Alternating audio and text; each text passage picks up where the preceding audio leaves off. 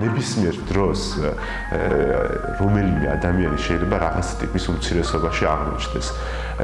არა ისე რომ ყოველთვის უმრავლესობას ვეკუთვნით, ხო? თუნდაც პოლიტიკური აზრით შეიძლება რაღაც უმცირესობაში აღმოჩნდეთ, თუნდაც ვთქვათ გენდერული კუთხით, თუნდაც პირობითად რელიგიური კუთხით. ჩვენი შეხედულებები, ყველა შეხედულებებს ყოველთვის ვერ დაემთხვევა. ეს პროცესი დაიწყო დაახლოებით 3 წლის წინ, როცა ჩემმა ერთ-ერთმა ახლო მეგობარმა, ასე ვთქვათ, რომ დაახლოებით მიხვდა ალბათ ის, რომ ვთქვათ, არ მომწონდა გოგონები და ასე ვთქვათ, არ ვიყავი ისეთი ნორმატიული, როგორც ვთქვათ, მისი ჰეტეროსექსუალი მეგობარი ბიჭები. და თვითონვე პრინციპში ამის ვაკითხა და შემდეგ მეც აღარ დამალე და გავაკეთე coming out. ეს იყო ძალიან ესეთი შვება ჩემთვის, იმიტომ რომ რაღაცა წარმოვიდგინე სხვა ჰეტეროსექსუალ ადამიანთან არ მქონდა ესეთი coming out გაკეთებული და პირველი სტიმული იყო, რომელიც მე დამეხმარა. მე იყო უფრო შედარებით საჯარო coming out-ი, ეს უკვე უნივერსიტეტში მოხდა, როცა ვთქვათ, ჩემო უნივერსიტეტის გამოცემლებამ გამოსცა ჰომოფობიური ლიტერატურა და ამისთვის მე პირდაპირ უნივერსიტეტის ლექტორს დაუპირისპირდი და საჯარო ეს ვთქვათ განცხადებით მიმართე და შემდეგ უკვე სხვა LGBT ორგანიზაციების მხარდაჭერაც ვიგრძენი ამ შემთხვევაში. რამაც კიდევ უფრო გამაძლიერა, ოჯახში coming out-ი იყო ესეთი იძულებითი coming out-ი, იმიტომ რომ ეს მოხდა ჩემი ნათესავების მხრიდან, რომლებიც ჩემ Facebook-ის გვერდზე პოსტებს კითხულობდნენ და მე უბრალოდ არ მიმიქცევია ყურადღება, რომ მათ შეიძლება და რაღაც ისეთ წაიკითხათ, რაც ჩემს იდენტიფიცირებას გამოიწვევდა. და მშობლები არ იყენებდნენ მაშინ Facebook-ს და პრინციპში მათ უთხრეს მე ჩემ მშობლებს. ვერ ვიტყო, კარგი პროცესი იყო, მაგრამ საბოლოო ჯამში მეტნაკლებად ყველაფერი სტაბილურად. დღეს მამა ცოცხალი აღარ არის, პრინციპში დედა ჩემია ცოცხალი და მასთან ესეთი საკმაოდ კარგი ურთიერთობა მაქვს, მეგობრული და ყოველთვის რაც არ უნდა იყოს, რა პრობლემაც არ უნდა მქონდეს, მაინც ყოველთვის ჩემთვის რჩება ისეთ ადამიანად, რომელიც ყოველთვის ჩემ გვერდით იქნება. ჩემი ოჯახი მე მსხვერპლად არ მზდიდა არასოდეს, მიუხედავად იმისა, რომ გოგო ვარ და მიუხედავად იმისა, რომ ბევრ გოგოს ჩემს გარშემო სწორედ რაღაცა მორჩილ მსხვერპლად ზრდიან ხოლმე და ზრდიდნენ, ანუ ჩემი კლასი რომ ახსენდება თუნდაც ხო სკოლაში როცა ვსწავლობდი. და ყოველთვის ძლიერ და დამოუკიდებელ ადამიანად მზრდიდნენ და ამიტომ ეს იმპულსი რომ რაღაცა უნდა შევცვალო, რაღაცა უნდა გავაკეთო, ძალიან ბუნებრივი იყო ჩემთვის. ამიტომ გადავწყვიტე რომ ჩავრთულიყავი ამ საქმიანობაში. გავიცანი სხვა ადამიანები, სხვა აქტივისტები და ერთად რაღაცას ვცვლით, მე მგონი ამ ქვეყანაში.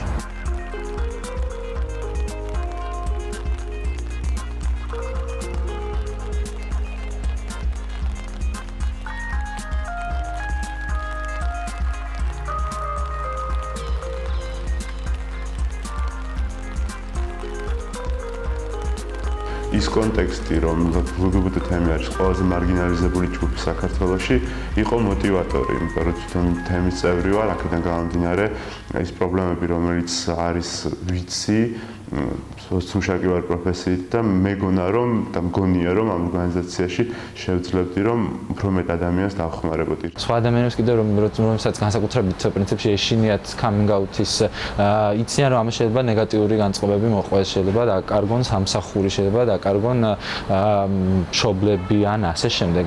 ავტომატურად უბრალოდ იძულებული არიან რომ საკუთარი ესე ვთქვათ თავი დაუხარონ ამ ჰეტერო ნორმატიულ საზოგადოებას და უთხრან რომ კი მეც თქვენნაირი ვარ, აი ნახეთ მე მეუღლე მყავს და ეს პრინციპში თავდაცვის მექანიზმივით არის. სირთულეები ბევრია, იმიტომ რომ ფონი არის ძალიან სტრესული და ამას ვგრძნობ ძალიან ხშირად, განსაკუთრებით მაისის თვეში ბოლო წლების განმავლობაში, ანუ ეს სტრესი მატულობს, ხო? პლუს ამას მთელი ეს სიძულვილი, რაც მოდის მედიისგან თუნდაც, ხო? და სხვადასხვა ავტორიტეტული ადამიანებისგან, რომელიც მედიაში გამოდიან და ამბობენ, რომ აი ჩვენ ცუდები ვართ და კარგი არ გვინდა ქვეყნისთვის და ასე შემდეგ, ანუ ეს ბუნებრივია სტრესს გვიმატებს და რეაქციებიც ასევე ადამიანების ჩვენს რაღაცა საქმიანობაზე არის ხოლმე უარყოფითი. ეს არის სირთულე, ანუ ერთის მხრივ რაღაცა ფილტრს იყენებ ადამიანი, ხო? ანუ ფილტრავ იმას, რაც გესმის, რომ შენამდე არ მოვიდეს ახლოს, მაგრამ ეს შხამი მაინც ჟონავს, ანუ სიძულვილი ძალიან შხამიანი რაღაცა არის. ქუჩიდან დაწყებული არ ვიცი, სხვა ნებისმიერ სივრცეში ვერ იქნები უსაფრთხო დღეს საქართველოში. არ არის საქართველოს დღეს უსაფრთხო სივრცე. თუმცა მე პოზიტიურად ვუყურებ მაინც და მგონია რომ ის რაც იყო 5 წლის წინ თქვათ იმაზე უარესი იყო ვიდრე არის დღეს.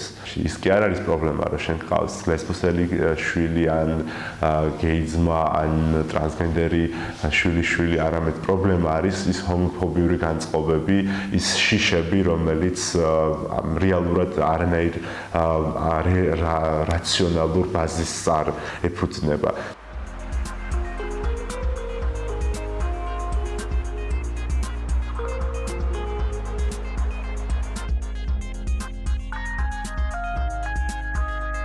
ფსიქოლოგიური ძალადობა მუდმივად არის და ეს სულ არის, უბრალოდ ამას უკვე რაღაცნაირად შევეჩვიე, იმიტომ რომ მესმედია სხვადასხვა სივრცეები მუდმივად ძალადობენ ჩემზე.